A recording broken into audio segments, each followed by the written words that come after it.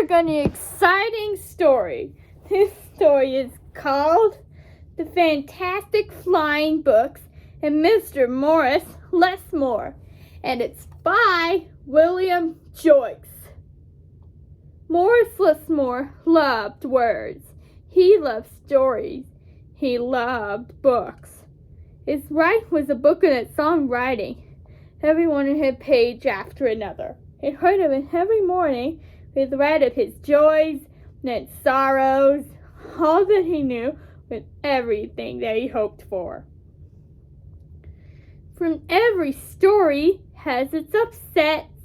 One day the sky darkened, the winds blew and blew, till everything Morris knew was scattered, even the words in his book.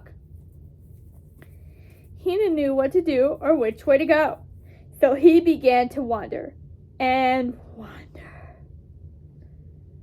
Then a happy bit of happenstance came his way. Whether they're looking down, his had become his habit. Morris Lessmore looked up.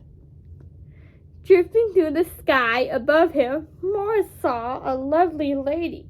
She was being pulled along by a restless wandering of flying books. Morris wondered if his book could fly. No, it couldn't. And fall to the ground and with a thud. And Sheriff Morris to follow him. The book led into an extraordinary building, and many books apparently nested.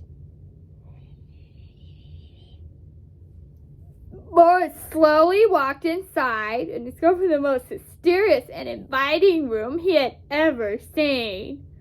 Morris visited with a fluttering of countless pages, and Morris came through the faint chatter of 1,000 different stories, and each book was whispering an invitation to adventure. And then it spun up at him and landed on his arm. He held himself open as it happened to be read. The room rustled to life, and so Morris's life among the books began.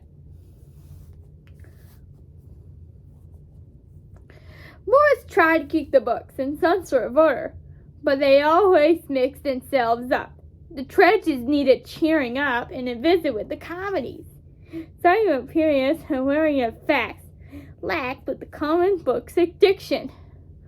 All in all, it has been an agreeable jumble. The satisfaction we carry with the books, and the notes for French bindings, and the hope of the dog in the pages of others. Sometimes Morris comes lost in a book and senselessly emerge for days.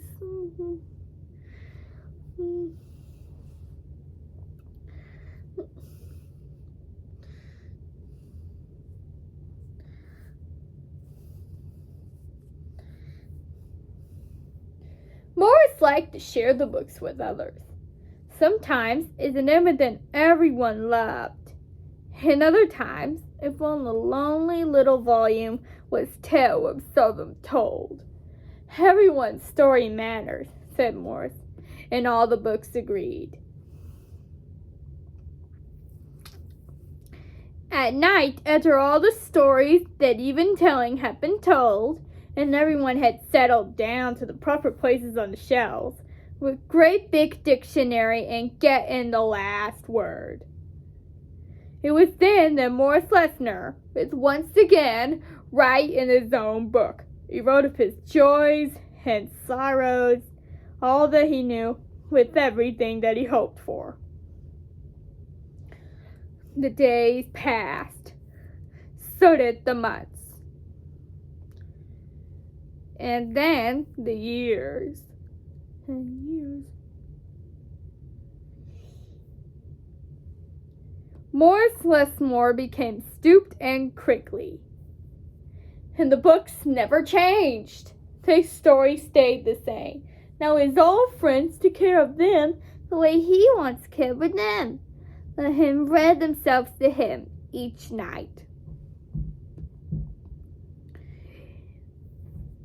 Then one day he filled the last page in his book. One up and said with a bittersweet sigh, I guess it's time for me to move on. The books were sorry and then understood. Morris put on his hat and took his cane, but he went to the door. He turned and smiled and waved goodbye. I'll carry you all in here, he said and pointed to his heart. The books laid their pages and Morris Lessmore flew away. And as he flew, it changed back to waving in long ago day, but he first all met. The books were quiet for a while. Then they noticed a Morris Lessmore him lapse on the behind. This is book, said the oldest friend. Inside was Morris's story. Now all with his joys and sorrows. All that he knew were everything he hoped for. Then the books heard a small, expected sound. Then heard a doorway was a little girl. She looked around with wonder, and something fantastic happened. Morris Lessmore's book flew up in your arm and opened its pages. The girl began to read. And so our story ends as it began, with the opening of a book.